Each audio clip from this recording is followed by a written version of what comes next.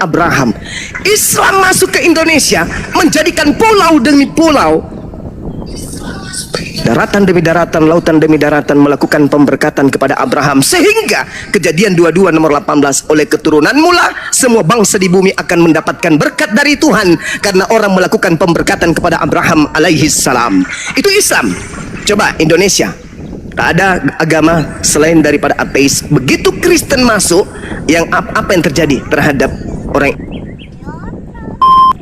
ada suatu wilayah, maka Kristen mengajarkan orang-orang yang ada di sana mengutuk Abraham, mengutuk ajaran Abraham. Itu jelas itu. Abraham mengajarkan sunat, ditinggalkan dan dikatakan itu tidak penting, bahkan dianggap sampah. Abraham mengajarkan tauhid, ahad, Shema Israel Adonai Eloheinu Adonai ahad, diganti. Islam mengajarkan kul huwallahu ahad. Kristen mengajarkan satu dalam tiga, tiga dalam satu. Itu artinya menanggalkan dan meninggalkan ajaran Abraham. Yang ketiga, Abraham mengajarkan kemudian kurban hewan kepada keturunannya. Tapi kemudian Islam juga melakukan itu. Al-Quran surah Al-Hajj ayat 34. Dan bahkan kemudian yang kita lihat di Kristen, kurban hewan tidak lagi digunakan, melainkan mereka menisbahkan kepada pengorbanan satu manusia di atas tiang salib. Itu bukti bahwa ketika Anda membawa Kejadian 22 nomor 18, oleh keturunanmu lah semua bangsa di bumi akan mendapatkan berkat. Sekiranya hanya ada Islam di Indonesia ini dengan Yahudi, maka Indonesia akan penuh berkat dari Tuhan. Kenapa? Lisan kami, umat Islam dan umat Yahudi, itu siang malam melakukan pemberkatan kepada Abraham alaihissalam. Dan kata Tuhan, barang siapa yang memberkati engkau Abraham, aku akan memberkatinya. Dan coba sebaliknya, sekiranya Indonesia penuh dengan Kristen, tak ada Islam, tak ada Yahudi, maka Indonesia akan penuh dengan orang-orang yang mengutuk Abraham alaihissalam. Na'udzubillah, summa na'udzubillah. Saya bisa membuktikan bahwa oleh keturunanmu, artinya manusia yang berasal dari darah Abraham alaihissalam, bahwa Nabi Muhammad sallallahu alaihi wasallam itu adalah jelas keturunan dari Ibrahim alaihissalam. Saya bacakan. A'udzubillahi minasyaitonirrajim. Nabi Muhammad bin Abdullah bin Abdul Muttalib bin Hasim bin Abdul Manaf bin Qusay bin Kilab bin Murrah bin Ka'ab bin Lah bin Gabid bin Ilyas bin Mudar bin Nisar bin Ma'ad bin Adnan, Adnan bin Adam bin Humaisa bin Salaman bin Iwad bin Bu'ud bin Kiwah bin Abi Awan bin Nasyid bin Hiza bin Buldas bin Yadaf bin Tabiq bin Jahim bin Nasih bin Maki bin Id bin Abqar bin Ubaid bin Abdi'ah bin Hamdan bin Sunbur bin Yasrib bin Yasan bin Yalhan bin Arawi bin Id bin Disan bin Aisar bin Aftan bin Asyam bin Ayam bin Ayam bin Misqar bin Nasid bin Nasrih bin Sumaih bin Mizzi bin Uddah bin Uram bin Qaidar bin Ismail bin Ibrahim alaihissalam. Jelas Islam berasal dari keturunan Ibrahim alaihissalam, dan dari keturunan Nabi Ibrahim dunia akan mengalami pemberkatan. Di Kristen, siapa nama bapaknya Paulus? Tolong tunjukkan silsilahnya sampai Nabi Ibrahim alaihissalam. 2 jam sebelum kiamat, orang Kristen sedunia tak akan pernah sanggup menunjukkan itu. Saya kira itu dari saya. Terima kasih. Silakan. Masya Allah. Baik, pertanyaan Anda sudah dijawab kedua pembicara. Ada lagi mau ditanggapi atau pertanyaan ulang sesuai topik? Ya, aku tambahin sedikit ya. Jadi orang Yahudi itu setiap tiga kali sehari memberkati Abraham, Ishak dan Yakub. Baru kata Adonai Eloheinu oleh Abraham, oleh Ishak, oleh Yakub. Saya lagi lagi berfirman Elion. Baru kata Adonai, magen Abraham, diberkatilah engkau Hashem yang adalah pelindung perisai Abraham. Magen itu perisai Abraham. Dialah perisai Abraham siapa? Hakados Baruku, yang maha kudus, yang maha tinggi. Lanjut. Subhanallah. Jadi pertanyaan selanjutnya, kalau anti sunat, orang yang tidak bersunat memberkati Abraham atau tidak? Banyak banget. Tunggu, Pak. Yang lain diam dulu lalu moderator kok nggak teruji kau. Ini Yesua ini kok. 3 juta itu salah, Pak. Dia mengatakan bahwa Yahweh itu berbohong. Kejadian 21 ayat 12. Saya bacakan ya. Tetapi Allah berfirman kepada Abraham, jangan sebal hatimu karena hal anak dan budakmu itu dalam segala hal yang dikatakan secara kepadamu haruslah engkau mendengarnya. Sebab yang akan disebut keturunanmu berasal daripada Ishak. Saya ulangi, sebab yang akan disebut keturunanmu ialah Ishak. Apakah Pak 3 juta ini orang Yahudi? Kita mempertanyakan. Masa kitabnya sendiri tidak baca? Iya, karena kamu kan tadi tidak membaca ayat dalil ayat, kamu bilang keturunan Abraham. Ya kalau keturunan Abraham, Ismail juga termasuk keturunan Abraham. Tapi kalau Itu dengan dengan hormat Yahweh yang Biar berfirman. dijawab dulu. Anda bertanya dulu aja, baru dijawab. Kalau udah bertanya, diam. Ada pertanyaan? Ya, silakan Mbak Billy. Iya, jadi kalau kita lihat runut dari ayat satunya itu semua berbicara soal perjanjiannya itu pemberian tanah, ya. Ketika sekarang memang diikat kepada Ishak janjinya itu, ya, dari Abraham ke Ishak diikat ke situ. Tapi kita tidak lupa bahwa Ismail juga diberkati, mendapatkan berkat, ya, yang sama. Tanah juga diberikan kepada keturunan Ismail, bahkan ada 12 raja yang timbul dari situ. Itu tidak bisa dipungkiri. Ini berbicara soal tanah. Tanah apa? Ya tanah Israel itu yang diberikan kepada Israel, yang ditempati oleh Raja Daud, Salomo, Rehobeam, sampai dengan Raja Jekonia, pembuangan itu. Nah, orang-orang Ismail ada tanahnya. Kita lihat di dalam Alkitab bagaimana tanah-tanah itu diberikan kepada keturunan Ismail, termasuk sumur Lahairoi. Lahairoi itu artinya ialah orang yang akan hidup di tahun depan. Disitulah orang-orang Ismail keturunannya melakukan hak hari-hari raya mereka. Itu menurut para ulama Yahudi. Jadi mereka pun sudah punya hari-hari raya mereka sendiri.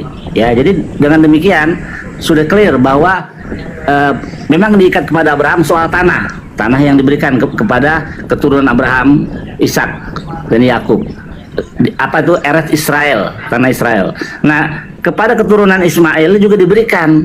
Jadi yang diikat itu adalah perjanjian Hasyim dengan Ishak, itu adalah soal pemberian tanah, yaitu tanah Israel. Nah, kalau dari mula segala bangsa akan diberkati, ya dari Abraham, anaknya Ismail dan Ishak. Terbukti sampai sekarang raja-raja Arab itu masih bisa di-track. Ya, 12 raja-raja itu masih kita bisa trace silsilahnya sampai dengan raja yang sekarang. Jadi itu justru Israel dengan Yakub, Israel dengan Ismail itu ponakan dengan om, ya. Perlu diingat itu. Dan yang memberikan nama itu bukan Yesus, yang memberikan nama Ismail. Perlu diingat, catat, yang memberikan itu nama Allah Israel. Sadar dulu itu. Yang memberikan nama Ismail siapa? Allah Israel. Lanjut. Iya, saya tambahkan ya. Ya. Kejadian 17:20 coba saudara baca tentang Ismail. Aku telah mendengarkan permintaanmu. Coba, ada tidak Nabi Abraham melakukan permintaan yang buruk untuk anaknya Abraham Ismail? Tak ada. Semuanya kebaikan-kebaikan untuk keturunannya, baik melalui Al-Quran maupun di dalam kitabnya saudara kita Yahudi. Tentang Ismail, aku telah mendengarkan permintaanmu. Ismail akan ku berkati, ku buat beranak cucu dan yang sangat banyak. Ismail akan memperanakkan 12 raja, dan aku akan membuat coba dibaca dari ayatnya, Aki. Dibaca dari ayatnya biar semua tahu dah. Kejadian 17:20, Aki. Bisa dibacakan teman-teman, saya lagi nggak di dekat Torah. Tentang Ismail, aku telah mendengarkan permintaanmu. Ismail akan kuberkati, kubuat beranak cucu dan sangat banyak. Ismail akan memperanakkan 12 raja, dan aku Tuhan akan membuatnya menjadi bangsa yang besar. Itu keadilan Tuhan ya, keadilan Tuhan. Adil dia. Jadi kalau satu jadi berkati satu enggak, itu Tuhan enggak adil namanya. Itu kalau keadilannya dia. Nanya Pak Billy, apa hubungannya Kristen dengan Ishak? Silakan Pak Billy. Tidak ada hubungannya dengan Ishak, tidak ada hubungannya dengan Abraham. Pertama, kenapa tidak ada hubungannya dengan Abraham? Karena mereka tidak terikat dalam janji sunat, nggak ada itu. Mereka akan tidak disunat, nggak harus sunat katanya. Ya, jadi mereka tidak punya ikatan dengan Abraham, tapi mereka punya ikatan dengan leluhurnya siapa namanya? Esau. Karena kita tahu Esau waktu dia lahir itu, ya, dia itu tidak disunat sama bapaknya. Kenapa? Karena dia merah badannya. Kan kalau dalam halakha Yahudi, kalau anak itu masih kuning, ya, kulitnya kuning apa gimana, itu nggak boleh disunat, tunggu sampai anak itu sehat. Jadi Esau itu menurut tradisi our ancient knowledge, hikmat kuno kami, ya, atau Torah Shebealpe, Torah oral Torah, Esau itu tidak disunat sampai besar karena kulitnya merah, ya. Dan Esau itu lahir bayi itu sudah ada jenggot, kumis, udah ada giginya, sudah developed, sudah jadi kayak begitu casingnya, kayak orang udah besar. Makanya Esau itu berubah menjadi, nanti kan Esau punya suku tuh keturunan Amalek, Edom, Yunani, Romawi. Nah, you can figure it out selanjutnya siapa itu. Itulah keturunan daripada teman-teman Kristen secara rohaninya. Apa hubungannya Ismail, Ishak dengan Kristen? Nggak ada hubungannya. Allahu Akbar, Masya Allah. Ya udah Kristen kalau kau nanya, bro, apa korelasinya Kristen dengan Abraham, dengan anak-anak Abraham? Silakan bro, baik. Nggak ada, Pak. Sangat disayangkan ya. Kejadian 21 itu Yahweh sendiri yang berfirman mengatakan bahwa yang akan disebut keturunanmu itu adalah Ishak. Itu sangat jelas ayatnya. Jadi sangat tidak relevan dan tidak guna kita berbicara karena datanya itu tidak benar, Pak, 3 juta ini. Jadi diragukan lah. Oke, thank you lah. Nah, yang kita menjanjikan itu tanah. Lo kok pergi? Emosi. Aduh, Sakit hati dia, sakit Sendiri, hati. kabur sendiri. Sakit hati. Coba Yesua ini. sedikit Deng, Iwan Pila dikencangkan tap-tap layarnya biar kuat komalnya dan bantu follow akun Gurunda Zuma. Bang Zuma akun baru ini ya saudara, bantu follow lanjut. Kenceng lagi Bang Nyawa. Ini tiap hari nih kita dengerin. Kalau mereka tersudut kalau lari ke Abraham. Terus Abraham mengatakan, mereka mengatakan Abraham itu punya anak tunggal namanya Ishak. Terus nggak ada hubungannya dengan Ismail. Begitu kira-kira. Jadi apa? Sebenarnya Kristen ini maunya apa sih? Gitu loh, yang nggak ada hubungannya sama mereka. Silakan Bang Juma. Ya kalau kita umat Islam ya, Allah subhanahu Kalau kepada orang bukan Yahudi ya. entar dulu Pak Yesua, habis Bang Juma baru Anda silakan Bang Juma. Allah Subhanahu wa taala menjelaskan di dalam Al-Qur'anul Karim surah Ali Imran ayat 84. A'udzubillahi minasyaitonirrajim. Qul wahai nabiku Muhammad, amanna billah wa ma unzila alaina wa ma unzila ala Ibrahim wa Ismail wa Ishaq wa Yaqub wal asbati wa ma utiya Musa wa Isa wan nabiyyuna min rabbihim la nufarriqu baina ahadin minhum wa nahnu lahu muslimun. Wahai nabiku Muhammad, katakanlah kami beriman kepada Allah dan beriman kepada apa yang diwahyukan kepada kami dan yang diwahyukan kepada Nabi Ibrahim, Nabi Ismail, Nabi Ishak, Yakub dan anak cucu-cucunya, dan apa yang diberikan kepada Nabi Musa, Isa dan para nabi dari Tuhan mereka. Kami tidak membeda-bedakan seorang pun di antara mereka dan hanya kepada kami berserah diri. Ini Islam. Ini Islam. Nah, cakupan Islam kemudian secara menyeluruh tidak masuk ke dalam ranah kitabnya Yudaism. Tidak masuk ke dalam mengotak-atik kitabnya orang Yahudi, enggak. Tidak mengambil terjemahan dari kitabnya saudara Yahudi lalu ditempelkan di Al-Quran sebagai kekuatan sakral bahwa Islam harus diakui oleh dunia, enggak. Islam menghargai Yahudi dalam hal ini keturunan dari Nabi Yakub yang kemudian berasal dari silsilah Nabi Ishak, anak dari Nabi Ibrahim alaihissalam. Islam sepenuhnya beriman kepada apa yang Allah pencipta langit dan bumi wahyukan kepada mereka. Itu kunci mati tuh. Rukun Islam itu beriman kepada apa yang diwahyukan oleh Allah kepada nabi-nabi yang diutus oleh Allah kepada keturunan Nabi Isa alaihi salam. Iman tidak goyah, imannya Islam. Dan sekalipun demikian, umat Islam tidak plagiat mengambil agar dianggap kami juga benar. Padahal antara ajaran Nabi Musa dengan ajaran Islam itu memiliki tenggang waktu yang sangat jauh, dan Nabi Muhammad tak ada pernah berhubungan kontak langsung dengan orang-orang Yahudi terkait dengan adanya ajaran Islam. Umat Islam kemudian menghargai, beriman, menjunjung tinggi itu, bahwa di tengah-tengah dunia ada sekelompok manusia pilihan dari Allah, yaitu keturunan Bani Israel pada masanya. Ini harus diakui. Umat Islam tidak bisa mengganggu gugat itu. Tetapi indahnya Islam tidak mengambil dan tidak merampas ajaran mereka lalu ngaku-ngaku kemana-mana membawa nama-nama Yahudi, membawa nama-nama kitabnya Nabi Musa demi untuk menggaungkan ke manusia lain agar orang itu menjadi Islam. Kagak. Padahal saya tadi membacakan silsilah baginda Rasulullah Muhammad sallallahu alaihi wasallam Saya pun membacakan dan berani mengutip terjemahan dari kitab saudara Yahudi, tapi tak ada dalam konsep Islam kitab itu harus kemudian dikawinkan dengan Al-Quran agar bisa menjadi pedoman manusia agar masuk ke dalam Islam. Enggak, Torah ya Torah, Zabur ya Zabur, Mazmur ya Mazmur, itu semua dilimpahkan ke dunia ini kepada Bani Israel. Tidak sama seperti Kristen. Tanpa terjemahan kitabnya Yahudi, Kristen tak punya kaki.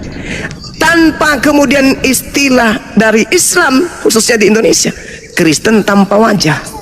Nah inilah payah yang kemudian, karena dua agama ini, agama besar ya, yang berasal dari langit ini, yang dijadikan sebagai tameng oleh orang Roma untuk menjual penyembahan terhadap dewa-dewa mereka. Mohon maaf, saya harus mengatakan, termasuk mengajarkan menyembah kepada makhluk goib yang mengaku Yesus kepada Paulus, ya, dengan cara mengambil istilah dari Yudaism dan Islam agar manusia di bumi ini menjadi penyembah makhluk tersebut.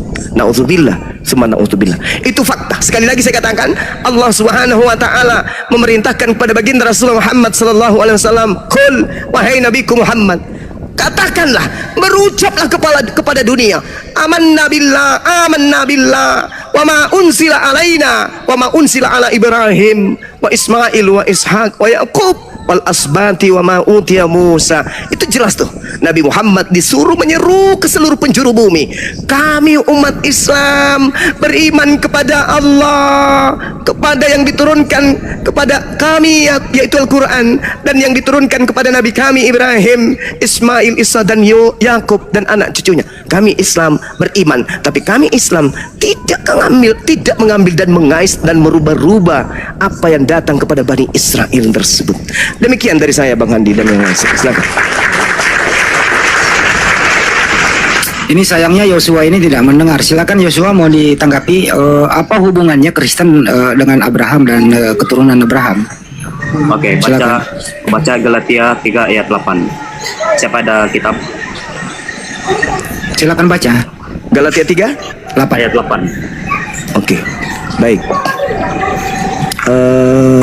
Apa hubungannya Paulus Dan kitab suci yang sebelumnya mengetahui bahwa Theos membenarkan orang-orang Yahudi oleh karena iman, telah terlebih dahulu memberitakan Injil kepada Abraham, olehmu segala bangsa yang bangsa Kata Paulus itu. Oke.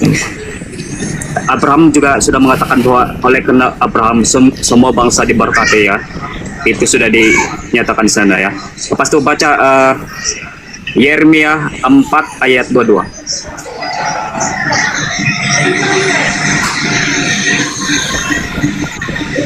Yeremia 4 ayat 22. Bang. Enggak diloloskan dulu yang tadi, Bang. Apa hubungannya kok? Ini kan Paulus nih.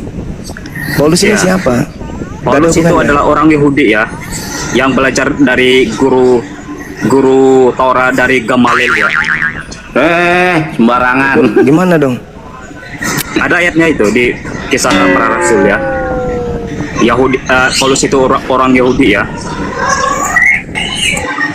Sebab itu dia diberi kuasa untuk menganiaya orang-orang Kristen pada saat itu. Oke, jadi itu klaimnya adalah bahwa Abraham mengabarkan Injil kepada Paulus bangsa-bangsa. juga adalah sebelum dia mengikuti Yesus, dia adalah orang-orang Yahudi, mengikut hukum orang Yahudi. Iya, ya. Berarti maksud Anda Abraham mengajarkan Injil begitu?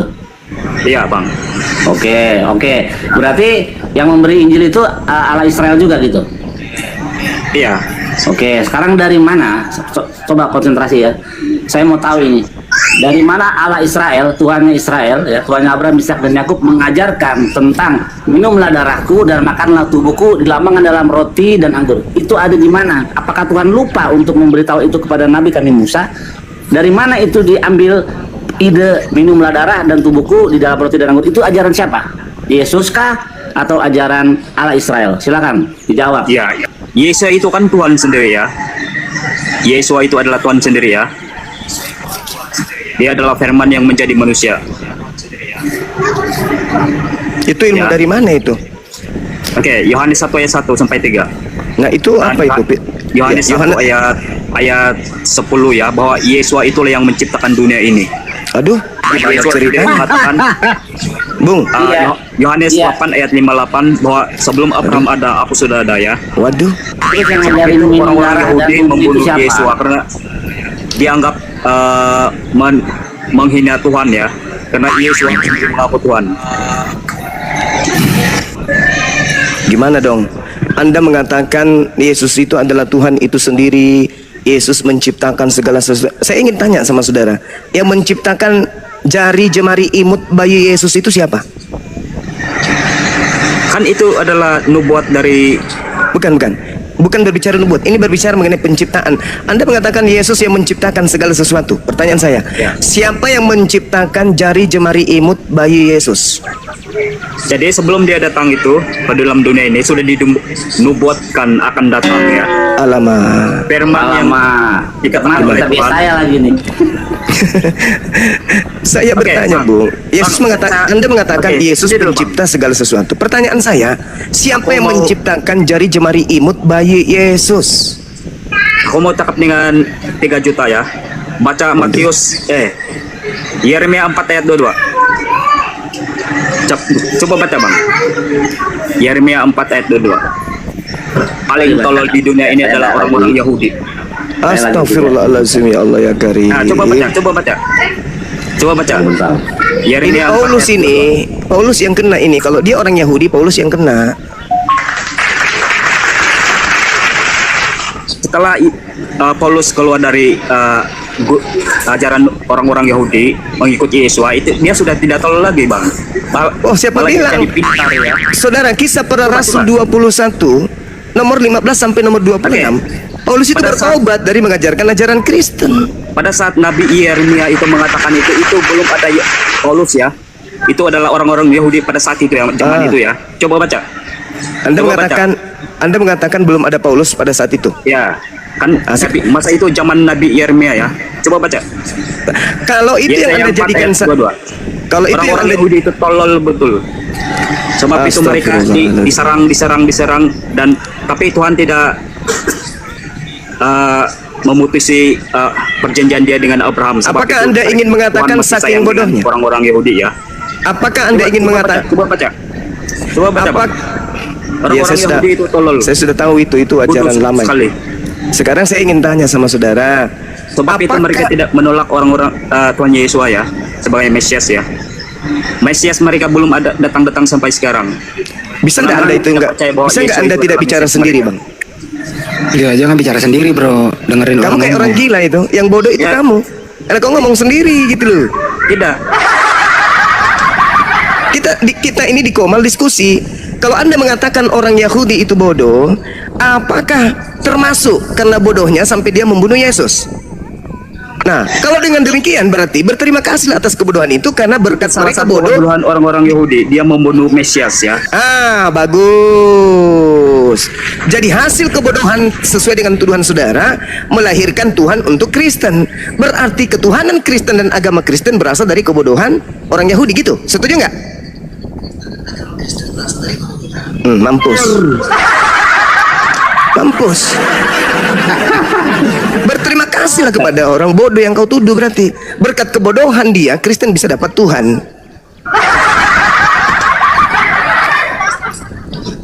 Alah, susah ngomong sama saudara kita Kristen. Ya karena memang ini nggak nyambung ilmunya. Ya terbukti bahwa mereka memang cuma numpang tenar kan. Numpang tenar dengan membawa terjemahan Septuaginta dari kitab Torah. Padahal sejatinya tak ada hubungannya gitu loh.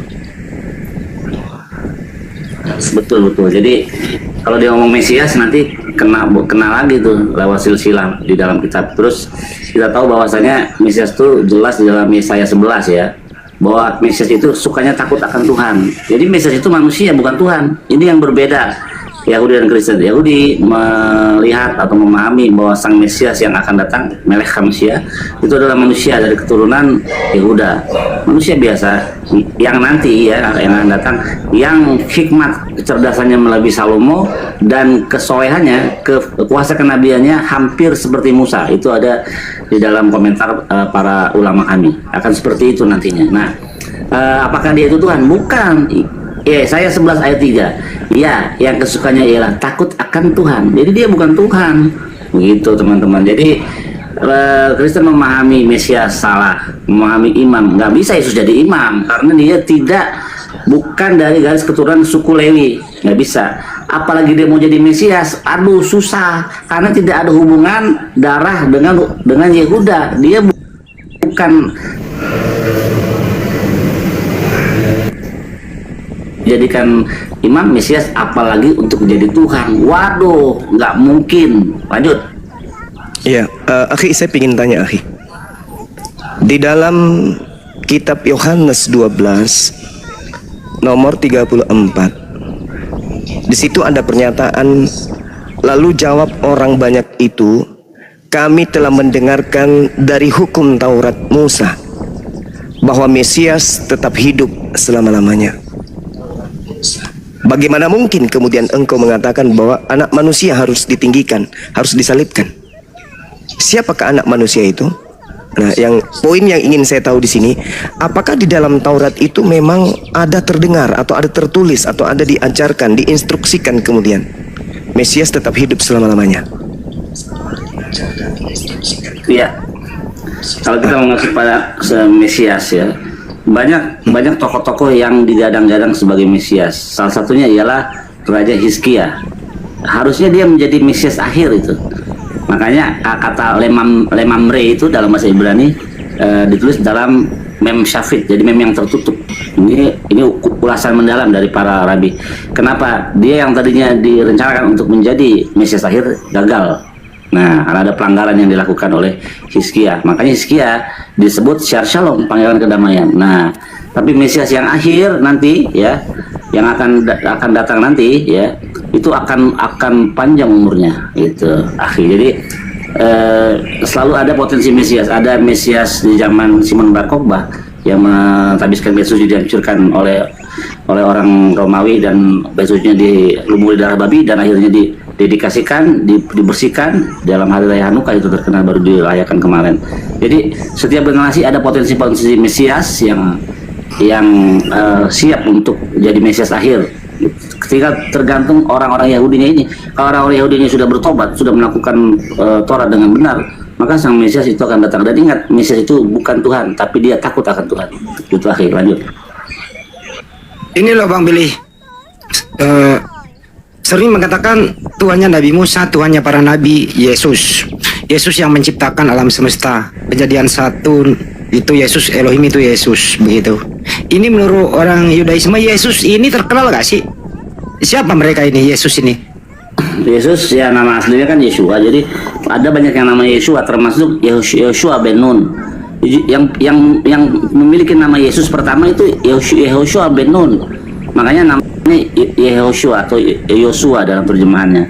Apakah orang Yahudi menyembah Yosua ben Nun? Enggak, karena dia manusia, nggak boleh disembah. Jadi kalau ada orang yang namanya Slamet ya di Gunung Kawi atau di Gunung Bromo, jangan disembah karena itu berbeda ya. Jadi yang namanya Slamet banyak, tapi nggak boleh disembah si Slamet gitu. Lanjut. Perhatikan Manjuman naikin lagi. Siap, Daeng, aman. Silakan, ini pejuang rupiah Kristen. Chris. Dia Kristen gak kau? Kau Kristen, Chris? Kristen. Oke, Ya, siap. mau ngomong sama berarti ya. Ngomong sama Bro Billy dulu sebentar. Enggak, taruh. Ini topiknya adalah apa yang terjadi kalau Kristen di Indonesia ini tidak mempergunakan istilah-istilah Yudaisme, tidak mempergunakan istilah-istilah Islam di dalam terjemahan. Kira-kira Kristen ini bisa berdiri sendiri atau punah? Itu topiknya dari tadi. Silakan Chris. Enggak, bentar, aku mau nanya ke Mana Pak Jody? Pak Jody. Bro Billy. Nggak mau nanggapin topik Iya. Gimana? Bang, Coba pejuang dulu, pejuang saya, Neng. Dia mau nanggapin tuh. Pejuang silakan buka mute-nya pejuang. enggak, saya mau menanya ke Billy aja, Billy. Ya, Chris aja dulu apa?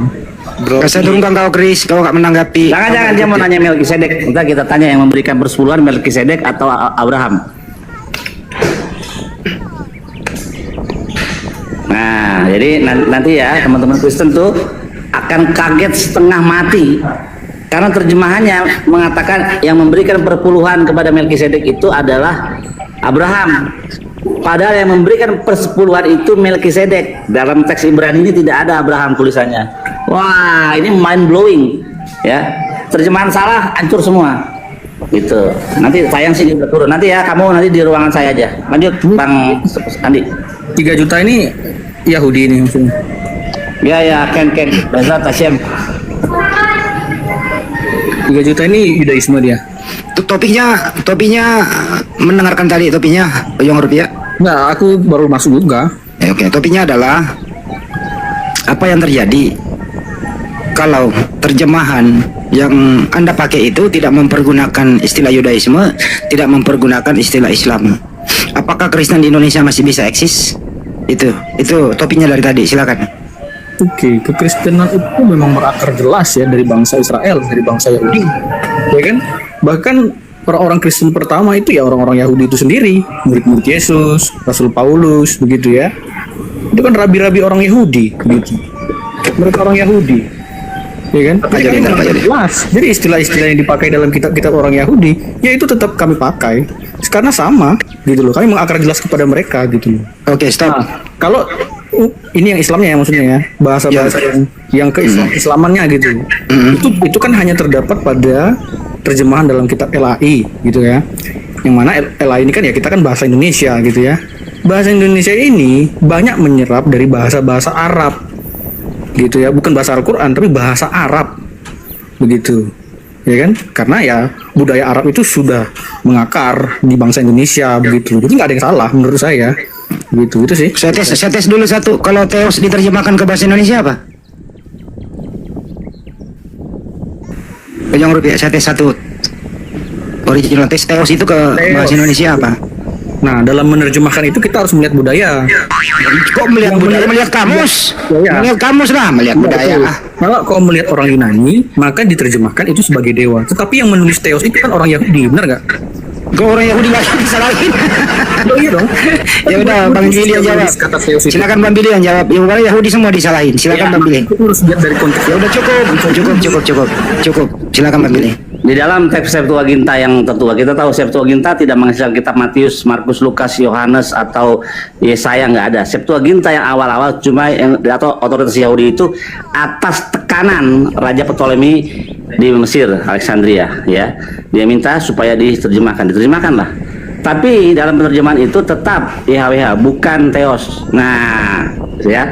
Nah, baru bapak-bapak gereja setelah 2 abad membuat yang baru diterjemahkan oleh mereka sampai ke kitab Septuaginta, kitab Matius. Nggak ada Septuaginta yang 70 rabi-rabi itu hanya 5 kitab Musa. Nggak ada. Malah kita buka kitab Yesaya dalam Septuaginta, Yesaya nggak ada Septuaginta aslinya. Itu kerjaan bapak-bapak gereja 2 abad setelah proto Septuaginta yang awal. Lanjut. Ini adalah Kembali lagi. kata Theos gitu. Silakan Bang Juma ditanggapi, mendengarkan Meneoskan nih bapak-bapak gereja itu si Edwin and the Gang yang meneoskannya. Septuaginta itu apakah tidak ada kata Theos? Katamu tadi? Kalau di dalam yang pertama, yang awal-awal yang dikerjakan oleh 72 rabi-rabi tidak ada. Mana Tapi buktinya? bapak-bapak gereja memasukkan itu. Mana buktinya? Kita tidak bisa menemukan teks Septuaginta yang dikerjakan oleh 70 rabi-rabi itu sudah tidak Kita ada. ngarang-ngarang di sini. Iya betul. ngomongnya, Bro. Sekarang buktikan aja Septuaginta yang 70 rabi-rabi ada kata Theos, silakan. Lewat data apa aja. Karena karena Septuaginta sampai Matius itu bukan kerjaan Yahudi. Septuaginta hanya 5 kitab Musa, bukan kitab Yohanes atau kitab Yesaya. Salah itu. Kan kau yang menarasikan, Bro. Bawalah datanya ke sini, bawa yang itu. Saya menarasikan, saya akan bawa bukti, mau bukti. Theos gitu loh. Yang bawa Theos kan bukan saya yang bawa Theos. Saya nggak ada hubungannya dengan Tuhan yang saus-saus seperti itu, nggak ada hubungannya. Yang membawa kata saus itu bukan saya. Sederhana aja sih sebenarnya, Munisin ya. Ya silakan Pak Jemaah. Sederhana gitu loh. Yudaism ini kan punya pola sendiri. Mereka kemudian memiliki konsep berkeyakinan berdasarkan kitab yang mereka pegang, kitab suci yang menggunakan bahasa Ibrani. Kan jelas itu. Tak ada sedikit pun dalam ruang keagamaan Yahudi ketika mereka melakukan prosesi keagamaan melibatkan buku-buku yang menggunakan bahasa Yunani, Septuaginta. Apatah lagi hal sakral. Ibrani itu adalah bahasa suci. Selayaknya Arab di kitab suci kami itu adalah bahasa yang suci. Nah sekarang yang menggunakan kitab Septuaginta kan Kristen. Maka Kristenlah yang punya kewajiban menunjukkan asal usul kitab Septuaginta ini dari mana, apa cakupannya, rumusannya seperti apa, siapa penterjemahnya yang mengalihkan dari Hasem, Adonai atau Elohim yang disembah oleh orang-orang Yahudi kok tiba-tiba bisa berubah menjadi Theos. Takarannya apa gitu loh. Sementara orang Yahudi jelas Keluaran 20 nomor 3 jangan ada ilah lain, bahkan dikatakan jangan menyebut nama Tuhanmu dengan sembarangan.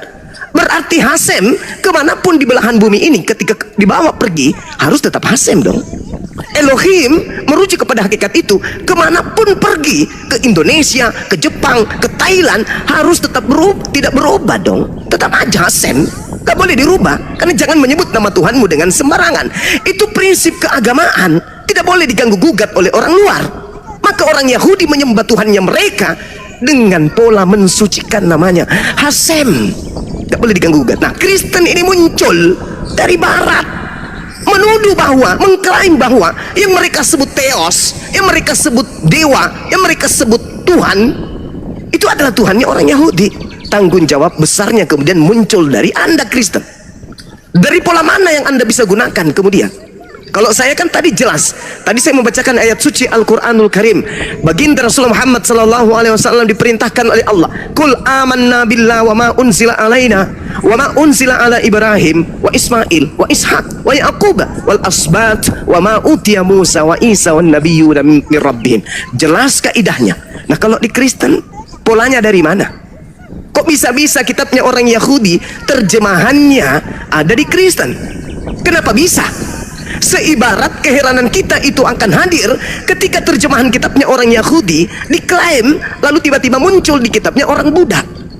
Orang Buddha tiba-tiba memiliki sebuah kitab, di atas kitab yang ada muncul terjemahan Taurat. Atau di dalam agama Hindu tiba-tiba saja di kitab mereka ada terjemahan kitabnya Nabi Musa. Maka muncul pertanyaan, apa hubungannya nabi-nabi yang datang di tengah-tengah Bani Israel, yang spesial untuk Bani Israel, kok terjemahannya ada di agama Hindu? Apa hubungannya? Maka yang punya tanggung jawab besar untuk menjelaskan itu adalah orang Hindu. Sama seperti Anda sekarang nih. Lucu ketika Anda bertanya kepada orang Yahudi, Andalah yang harus menjawab kenapa kitabnya orang Yahudi terjemahannya ada di agama Anda. Kenapa? Apa hubungannya? Sedangkan dalam kitab Mazmur 147, aturan-aturan yang kuberikan kepada Yakub dan aturan-aturanku yang kuberikan kepada Israel itu milik kepunyaan Israel, dan aku tidak berikan kepada bangsa yang lain. Kok ada orang Kristen yang berasal dari bangsa lain tiba-tiba make kitabnya orang? Apa nggak malu, Cak Ayu? Habis itu orang yang punya kitab yang minta dijelaskan, sama seperti si Logila kemarin. Kami yang punya yayasan, dia yang mengklaim kemudian sebagai anggota, kami pula yang diminta untuk membuktikan bahwa dia itu anggota. Kan lucu, Cak Ayu. Kamu mengklaim dirimu sebagai warga Indonesia, negara Indonesia kamu tuntut untuk membuktikan bahwa kamu adalah warga. Aneh. Kamulah yang harus membuktikan kalau kamu warga Indonesia. Buktikan dengan identitas berupa KTP. KTP tak ada, daftar Dukcapil aja kagak. Mengklaim aku warga orang Indonesia lo. Aneh kan? Otak nggak nyambung. Nah sama seperti ini. Samalah seperti ini. Anda jelas-jelas keciduk menggunakan terjemahan sebuah kitab. Konon diterjemahkan dari abad ketiga sebelum Masehi oleh Ptolemy II, memerintahkan kepada 72 rabi-rabi. Yang mana yang diterjemahkan cuma kitab Torah, tapi kok semuanya muncul? Ada Yeremia, ada Yesaya, ada Samuel dan seterusnya. Apa hubungannya coba? Bisa nggak Kristen menerangkan ini? Apa hubungannya? Kalau Bang Suma ditanya, kesimpulan akhirnya adalah Kristen hanya menggunakan itu sebagai aksesoris untuk melancarkan agar dia mengajarkan ajaran makhluk yang datang kepada Paulus agar menjadikan seluruh bangsa menjadi pengikut iblis. Itu kesimpulan saya. Pergilah ke seluruh dunia, jadikanlah seluruh bangsa menjadi muridku. Itu ucapan siapa? Ucapan iblis yang datang kepada Paulus, yang datang kepada pengarang Matius. Itu final dari Bang Suma. Kami dalam diskusi ini akan berusaha membawa bahasa yang tidak Allah, tidak ke Alkitab. Kami membawa bahasa yang bahasa Bible, kayak Ayo, Bunda, ada telepon. Nah, ini beliau mau diskusi ini. Kemudian kalau Trinitas, kaitannya dengan Trinitas itu kan sebenarnya kami menyebutnya yang Allah itu adalah Bapa gitu, Bapa. Kemudian Roh Kudus, apa namanya? Yesus itu kan anak dan Roh Kudus. Kami jarang menyebut tentang Allah gitu ya. Dalam doa-doa kami menyebut mesti atas nama Bapa atau dalam nama Bapa, Putra dan Roh Kudus. Jadi yang dari yang tiga ini Pak, yang mana ini Tuhanmu yang sesungguhnya Pak? Yang mana Tuhan yang sesungguhnya? Iya, Bapa yang hidup. Tuhan kami Bapa yang hidup itu. Bapa yang Kalau hidup. nama yang kami kenal adalah Coba Yesus. sebentar, Bang, Abang, yuk Pak Yusuf, coba tuh Bapak yang hidup tuh gimana maksudnya Bapak yang hidup? Apa Bapak itu yang berubah jadi Yesus?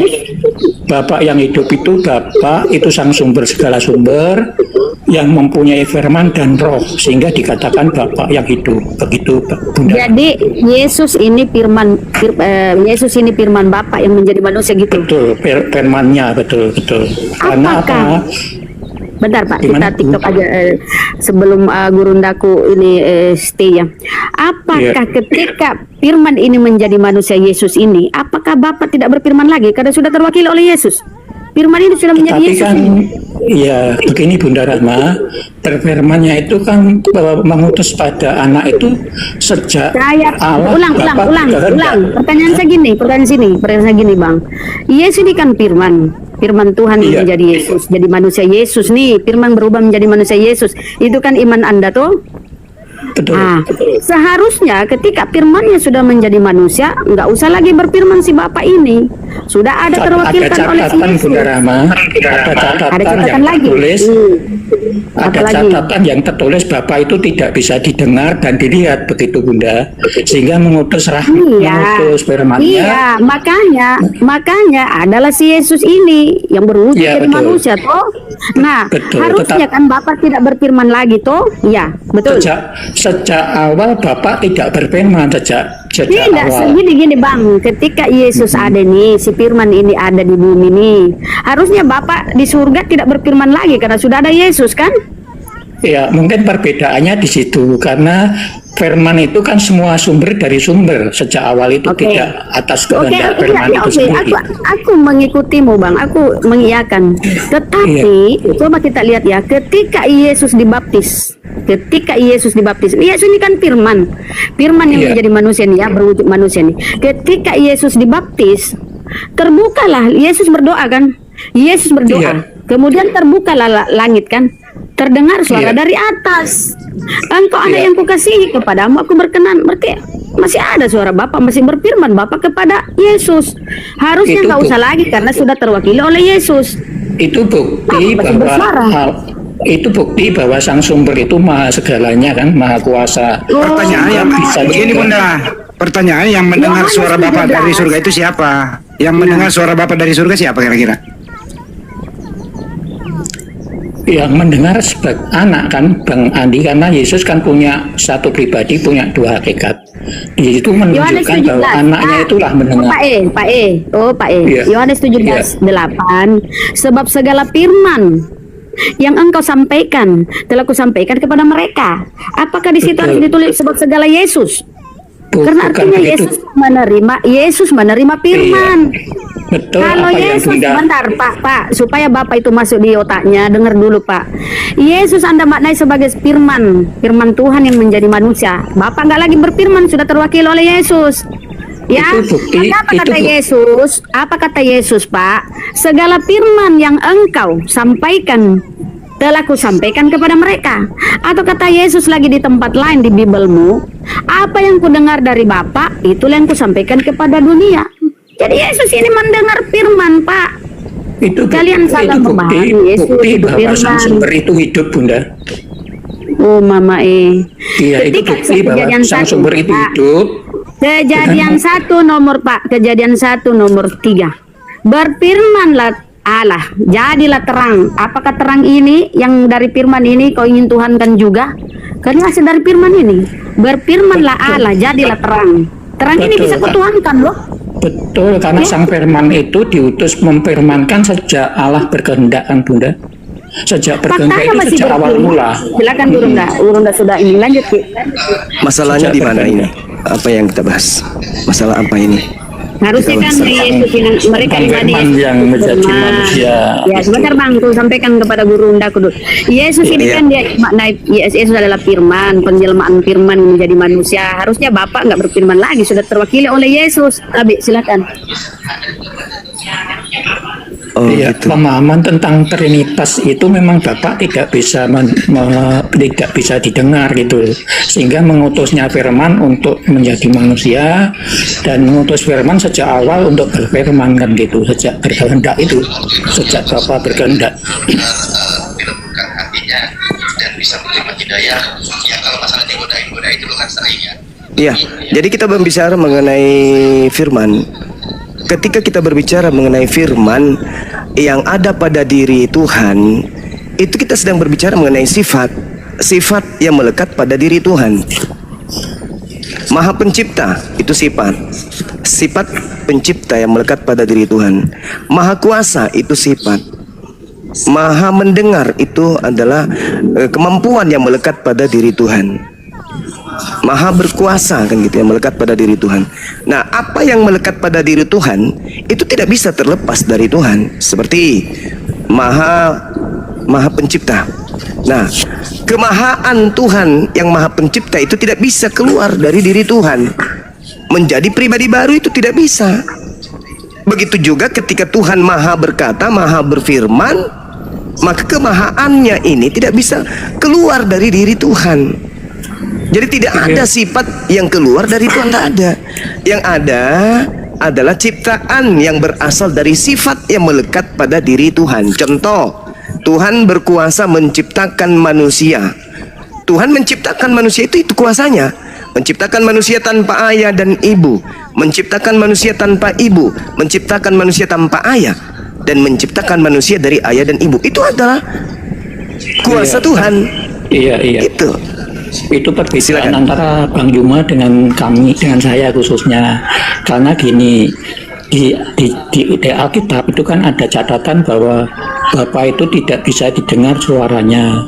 Nah, menurut Bang Juma supaya bisa didengar, Bapak mengutus apa atau bagaimana supaya dapat didengar? Nah, bagus. Jadi, karena kita tidak bisa mendengarkan suara Tuhan, maka Tuhan mengatur kemudian keadaan di mana Tuhan berfirman. Tuhan menyampaikan keinginannya melalui para nabi. Melalui para nabi, Tuhan menyampaikan putusan-putusannya, kehendak-kehendaknya kepada manusia melalui perantaraan nabinya. Makanya diutuslah kemudian Nabi Musa sebagai penyampai firman Tuhan kepada Bani Israel. Diutuslah kemudian Nabi Isa untuk menjadi penyampai firman kepada Bani Israel. Diutuslah kemudian Nabi Muhammad sebagai penyampai firman Tuhan kepada seluruh umat manusia. Seperti itu. Jadi bukan kemudian ya, kalau begitu sejak kapan firman itu diutus untuk berfirman? Karena Musa sudah mendengarkan. Jadi gini, sejak kapan firman diutus? Firman itu tidak pernah diutus untuk berfirman. Firman itu perkataan. Perkataan tidak diutus untuk berkata, tapi yang diutus adalah nabi untuk menyampaikan firman. Coba Anda lihat di dalam pengakuan Yesus Yohanes 12 nomor 49. Aku tidak berkata-kata dari diriku sendiri. Apa yang aku sampaikan adalah apa yang diperintahkan Bapa untuk aku katakan dan aku sampaikan. Bukti bahwa Yesus adalah nabi yang diutus untuk menyampaikan firman kepada Bani Israel. Yesus bukan firman, Pak. Musa juga bukan firman. Tetapi tidak lupa dengan Yohanes 17:5 itu, Bang, atau Wahyu 1:8. Dia kan sejak semula sudah ada sejak kekal gitu kan, sehingga menurut kami firman yang dulu belum bernama Yesus itu diminta untuk berfirman, karena firman dari Allah kan tidak bisa didengar. Untuk itu mengutus firman-Nya agar bisa didengar, sehingga Musa mendengar firman itu ya dari firman itu yang belum menjadi manusia gitu kan, Bang? Nah, itu tanggapan Anda, karena Anda mengistimewakan Yesus ini selayaknya bukan sebagai Yesus. Anda menundukkan Yesus lebih tinggi derajatnya daripada derajat Yesus yang sesungguhnya. Yesus itu hanya sebagai manusia, sebagai penyampai firman, yang menjadikannya menjadi sesuatu yang melebihi daripada itu. Yang Anda Kristen, kalau hanya dengan ungkapan aku ada sebelum Abraham ada, bukankah di dalam Efesus 1 nomor 4 nomor 5 diterangkan, sebab di dalam Dia Allah telah memilih kita sebelum dunia dijadikan. Sebelum dunia dijadikan kita sudah dipilih. Artinya kita sudah ada sebelum dunia itu ada. Itu kitab Anda sendiri yang menerangkan itu loh. Benar, tetapi ada catatan bahwa Yesus itu kan anak Allah gitu kan, Bang? Ya, anak Allah itu kalau dalam prinsip Yudaism jangan diimani seperti prinsipnya orang Roma. Anak Allah bagi orang Yahudi itu hamba Allah. Coba Anda baca Amsal 3 nomor 11, nomor 12. Diterangkan di sana bahwa orang yang setia mendengarkan perintah Allah itu sama seperti anak Allah. Bapak menuntun anak-anaknya seibarat, Bapak menuntun hambanya seibarat ayah menuntun anaknya. Makanya di dalam kitab saudara disebutkan dengan sangat jelas. Contoh di dalam apa tuh? Sorry, ini ada suara azan yang bikin kacau saya. Di mana ini? Di mana ini? Di tempat saya. Di tempat saya mana ada azan di sini? Loh, dari mana? Oh, ini Pak Yusuf. Nah, itu dia. Nah, kemana arahnya pembicaraan saya tadi? Makanya Yesus makanya dikatakan di dalam Kisah Para Rasul 4 nomor 30, di situ Yesus disebut sebagai apa? Hamba Tuhan yang suci. Percuma dia menyandang nama anak, gelar anak, kalau dia juga menyandang gelar hamba. Berarti benarlah kata Amsal 3 nomor 11-12, yang disebut anak Tuhan itu adalah hamba Tuhan. Yang tidak menghambakan diri, yang tidak taat kepada Tuhan itu disebut anak iblis. Jadi ada dua, hamba iblis atau anak iblis, hamba Tuhan atau anak Tuhan. Jangan kemudian istilah anak Tuhan ini diibaratkan seperti Krishna, seperti Zeus, seperti Hercules, seperti Atis. Jangan. Yesus digelari anak Tuhan artinya dia adalah kekasih Tuhan. Kekasih Tuhan artinya orang yang intim melakukan segala apa yang diperintahkan Tuhan kepadanya. Jadi Yesus disebut anak Tuhan artinya Yesus adalah hamba Tuhan, bukan hamba iblis. Itu yang betul maksudnya. Jadi firman itu perkataan Tuhan yang dihantar oleh malaikat kepada Yesus untuk Yesus sampaikan. Yohanes 14:24, firman yang kau dengar keluar dari mulutku itu bukan dari aku, tetapi dari Dia yang telah mengutus aku. Jelas itu. Jadi tanggalkan konsep Yesus adalah firman yang menjadi manusia. Firman itu perkataan Tuhan. Coba Anda baca di dalam Matius 1. Apa yang terjadi ketika kemudian bulan ke-6 Gabriel datang menyampaikan firman. Apa firman itu? Maria, ya paman, engkau harus hamil. Kenapa bisa? Ya, yang Maha Tinggi menginginkan engkau hamil. Itulah firman yang disampaikan oleh Gabriel. Jadi firman yang keluar dari mulut Tuhan, aku ingin menemui seorang perawan bernama Maria di kota Yerusalem. Dia adalah seorang perawan. Sampaikan kepadanya aku menghendaki agar dia hamil dan melahirkan hambaku untuk Bani Israel bernama Yesua Hamasiah. Gabriel mengatakan apa pada saat itu? Siap komandan, perintah dilaksanakan. Turunlah dia kemudian treng. Assalamualaikum. Salam alaikum Maria. Waalaikumsalam. Siapa? Saya ini Gabriel diperintahkan oleh Tuhanmu untuk memberitakan kabar akan lahirnya seorang anak darimu bernama Isa, dan engkau akan hamil di atas kebenaran, di atas bimbingan Roh Kudus. Bagaimana mungkin aku hamil? Tidak, kamu hamil. Itu firman Tuhan. Wajib kau laksanakan, wajib kamu ikutin. Apa yang terjadi? Terjadilah Yesaya 55 nomor 11. Firman yang keluar dari mulutku tidak akan kembali dengan sia-sia sebelum apa yang kuperintahkan itu terlaksana. Firman keluar, aku menginginkan Maria hamil. Hamil dia. Bang Yuma. Gimana? Tidak usah melebar biar kita tahu banyak tentang apa itu firman. Saudara, ketika kita berbicara mengenai konsep Tuhan, kita harus kembalikan kepada Yahudi. Karena dari sanalah kemudian konsep Tuhan itu orang Kristen pahami. Tentang Kalau anak Anda Allah ini dulu, Bang. Ya, Tentang anak Allah ini dulu. Ya, itu juga. Perbedaan anak Allah yaitu Yesus dengan anak Allah yang lain itu apa, Bang? Tidak ada bedanya. Tidak ada bedanya. Sama-sama menghambakan diri kepada Tuhan. Kalau catatan yang ada anak Allah untuk Yesus, anak Allah yang hidup itu adalah memang anak tunggal gitu ya, Bang. Oh, nggak bisa. Catatan dalam Yohanes 14:3 atau 3. Nggak bisa. Karena Israel disebut anak sulung, lebih duluan Israel. Nggak bisa tunggal dia. Ada kakaknya lebih dulu. Ya betul, tetapi kan anak sulung sebagai manusia. Kalau Yesus kan anaknya yang sebagai firmannya itu sendiri. Sebelum dunia dijadikan kan dia saling mengasihi antara Bapa, Anak dan Roh Kudus. Kalau begitu saya juga anak sebagai firman dong. Matius 4 nomor 4. Manusia lahir bukan hanya dari roti saja, tapi dari setiap firman yang keluar dari mulut Tuhan. Ayo. Berarti saya juga adalah firman. Berarti Bang Suma juga adalah firman yang keluar dari mulut Tuhan. Silakan memahami seperti itu, tetapi lalu, Yesus sendiri sang firman yang menjadi manusia itu kan, akulah jalan kebenaran dan hidup. Betul. Apakah ada seperti itu selain Yesus? Betul, dia adalah jalan kebenaran dan hidup. Tidak ada orang yang sampai kepada Bapa kalau tidak melalui dia pada zaman Yesus. Karena Yesus itulah duta pada saat itu. Yesuslah yang mengajak manusia Israel untuk kembali kepada hukum Taurat. Dia adalah jalan. Percuma orang-orang Yahudi mengatakan saya adalah keturunan Abraham, saya keturunan ini bla bla bla, saya ada Torah dan seterusnya. Percuma ketika menolak Yesus. Imannya tertolak menurut Yesus. Pemahaman Bang Yuma, jalan itu apa? Jalan itu adalah arah yang ditunjukkan, cara yang ditunjukkan oleh Yesus untuk sampai kepada Bapa. Adakah cara yang Yesus tunjukkan? Ini perbedaan pemahaman antara saya dan Bang Yuma. Kalau menurut saya jalan itu adalah firman itu sendiri. Firman perintah-perintah itu sendiri. Maaf, berarti Anda sudah tidak menemukan diri Anda dalam keadaan sehat akal. Jalan itu, Pak, adalah arah, metode, cara untuk sampai kepada tujuan. Itu yang disebut jalan. Jalan menuju Monas, apakah Monas? Betul, itu kan pemahaman secara harafiah. Tetapi supaya sampai ke secara gila, secara gila apa?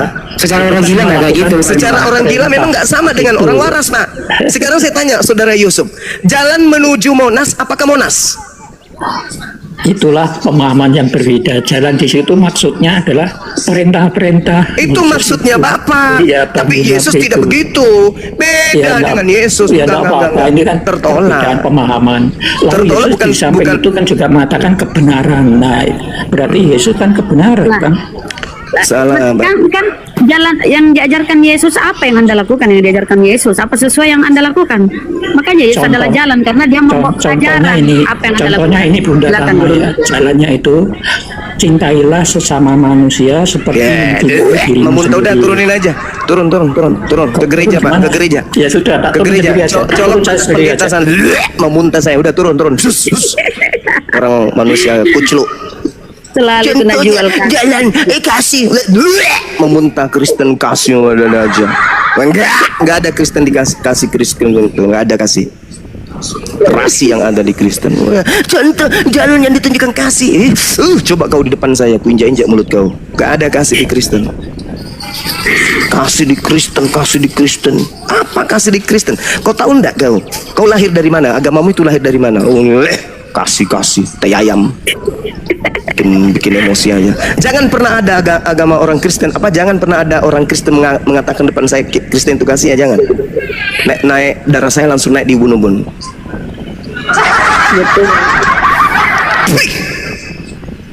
Ajaran tai. Kasih menjajah. Jalan kasih. Apa pula kau kasih? Duh. Mana ada ajaran kasih? Itu aja terus kau pakai nipu keliling. Kristen agama kasih. Agama kasih. Itu aja terus kau pakai nipu ke sana kemari. Nipu diri kau. Kau pikir orang semua pada gila semua melihat agamamu itu? Hah? Sudahlah, dia menghalalkan nikah sesama jenis. Kasih pula tai ayam. Kau baca itu 1 Yohanes. Dengar. Baca 1 Yohanes 2:15. Janganlah kamu mengasihi dunia dan apapun yang ada di dalamnya. Barang siapa yang mengasihi dunia, maka kasih akan Bapa tidak ada di dalam dirinya. Jangan kau nipu-nipu di sini. Dan tidak ada dalam implementasi praktek dalam kehidupan sehari-hari ada tercermin Kristen itu kasih. Nggak ada, Cak Ayu. Umur saya sekarang sudah hampir 600 tahun. Tidak pernah saya melihat ada kasih di Kristen. Tak ada. Jangan sampai saya muntah. Oke? Jangan. Ini jalan yang ditunjukkan Yesus. Apa itu? Kami mengasihi. Kau dekat di sini, ku tampar kau pakai sendal jepit. Enak kali kau ngomong. Kasih pula. Kasih tai ayam. Siapa ini? Kasih. Bocah tua, kasih hebat. Kasih tipu-tipu, Pak, tipu. Kasih Kristen kasih. Kok salah itu? Mica mana togi?